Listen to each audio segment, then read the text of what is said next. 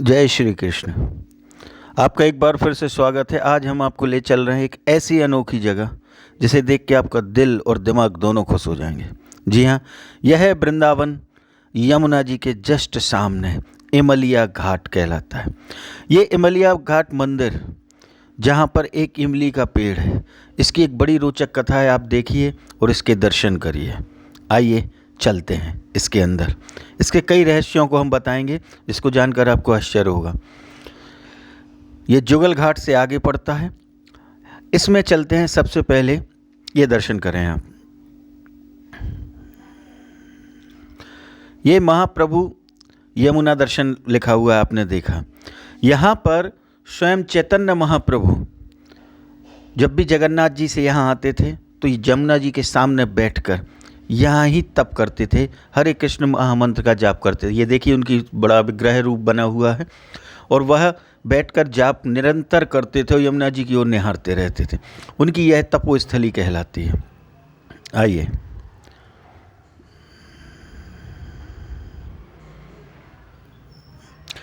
ये देख रहे हैं आप, इसमें लिखा है 5500 वर्ष पुराना इमली का वृक्ष। जी हाँ, यह है सबसे आश्चर्य। यह इमली का वह वृक्ष है जिसे स्वयं राधा रानी ने श्राप दिया और यह पत्थर का बन गया। आप कहेंगे पत्थर का, आप इसको आकर देख सकते हैं। जी हाँ, ये उस समय की लीला है जब राधा रानी अपनी गोपियों सहित भगवान श्री कृष्ण का बहुत बेसब्री से इंतजार कर रही थी और भगवान के आने के इंतजार करते करते वे पूर्ण कृष्णमय हो गई। आगे आप दर्शन कीजिएगा। पूर्ण कृष्णमय मतलब राधा जी पूरे कृष्ण के स्वरूप में आ गई, मतलब नीली पड़ गई। जैसे भगवान नीले कलर के हैं वैसी हो गई। और इंतजार करते करते हुआ ये कि यहाँ एक इमली का वृक्ष हुआ करता था। उस इमली के वृक्ष का बीज आके नीचे गिरा। ये देखिए आप, राधा रानी। और जब उनका श्रृंगार हुआ, श्रृंगार होने के बाद उनको पैरों में अलता लगाया गया। अलता मतलब महावर बोलते हैं। जब उनको अलता लगाया गया तो अलता लगाते हुए जैसे वो बार बार कृष्ण को देखने, इधर उधर नज़र देखने उठा करती थी, उसी समय इमली का बीज उनके पैर के नीचे आया। जब पैर के नीचे आता है तो उससे उनका अलता छूट जाता है। अलता छूटने की वजह से ये देखिए ये नीली पड़ गई हैं। जब अलता छूटा तो उन्हें क्रोध आया और उन्होंने उसी समय इमली के वृक्ष को श्राप दिया कि जाओ, हम तुम्हें ब्रज से बाहर करते हैं। तब से आज भी यहाँ वृंदावन के ब्रज क्षेत्र में इमली का वृक्ष कहीं नहीं मिलेगा। अकेला एक वृक्ष यहाँ है, इसलिए इसे इमलिया ताल कहा जाता है। और जिस वृक्ष के नीचे जो बीज गिरा था इमली का, वह पत्थर का हो जाएगा। यह श्राप दिया था, उसके कारण आज वह पत्थर का हो चुका, जो अभी हमने आपको दर्शन कराए थे। 5500 वर्ष पुराना, और यह इमली ताल के नाम से फेमस हुआ। यहाँ पर बहुत संत आए, तपस्या की और प्रभु को प्राप्त किया। यह चैतन्य महाप्रभु संप्रदाय का एक मंदिर है इसके अंदर।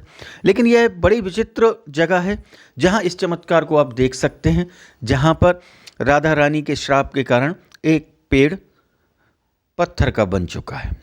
इसको देखने के लिए लोग आते हैं, दर्शन करते हैं। और यहाँ बहुत से संतों की लीलाएं हैं। मुग़ल शासन में उनके साथ जो भी घटित हुआ, ऐसी कई लीलाएं हैं और जिसका प्रभु ने उद्धार किया। सबके उद्धार के दर्शन भी आपको इसके अंदर मिलेंगे। चलिए आप बारी बारी इनके दर्शन करें और फिर अंदर विग्रह स्वरूप के भी दर्शन कीजिए।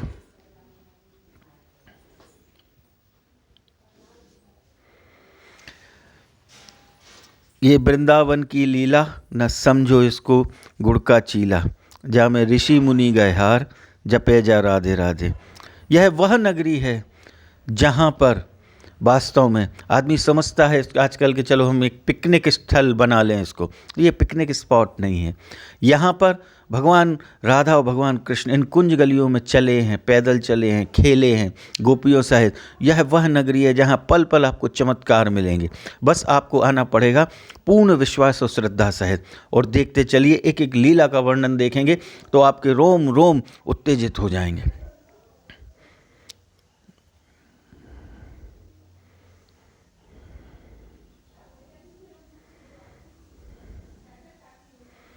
यहाँ सारे संत महाप्रभु संप्रदाय के, उनकी कहाँ कैसी कैसी लीलाएं हुई, कहाँ विवाह हुआ, चैतन्य महाप्रभु का किससे विवाह हुआ, ये सारे वर्णन इसमें मिलेंगे आपको देखने।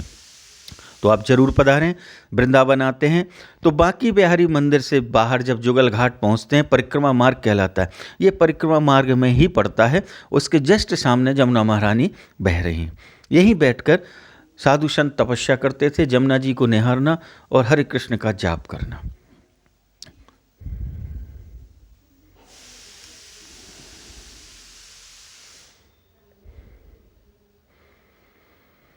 तो आप जरूर पधारें, ये मंदिर के विग्रह स्वरूप के दर्शन करें। और यह है एक प्राचीन शिवलिंग, ये केशव दूत जी महाराज का मंदिर कहलाता है। यह अति प्राचीन है, कहते हैं 550 वर्ष पुराना है। इस मंदिर को यदि आप बड़े इस शिवलिंग को देखेंगे बड़े ध्यान से, ये बांके बिहारी और राधा वल्लभ जी के बीच में पड़ता है। तो इसमें शिव जी की प्रतिमा में शिव जी का स्वरूप अपने आप आ चुका है। आप इसको बड़े ध्यान से देखिएगा, तब आपको ये दिखाई देगा। ये देखिए, ये नग बनावटी है। जब अपनी आंखों के सामने देखेंगे कि शिव जी स्वयं इसमें प्रत्यक्ष प्रकट हो चुके हैं। जब हम राधा वल्लभ जी की ओर चलते हैं तब यह दिखाई देता है। आप इनके दर्शन करने जरूर पहुंचें।